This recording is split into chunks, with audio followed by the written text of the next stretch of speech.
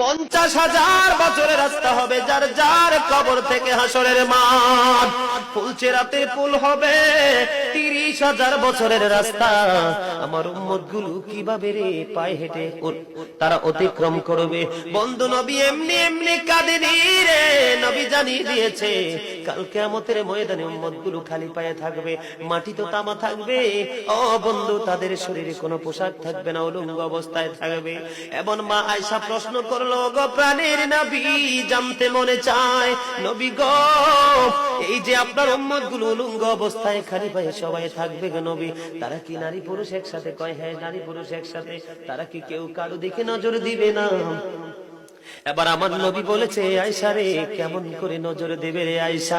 বন্যার পানি যেমনি প্রবল বেগে বৃদ্ধি পেয়ে পৃথিবীর মানুষগুলোকে গ্রাস করে ফেলে, কাল কিয়ামতের দিন এই জাহান্নামের আগুন মানুষের দিকে বন্যার মতো প্রবল বেগে ছুটে এসে মানুষকে ঘিরে ফেলবে।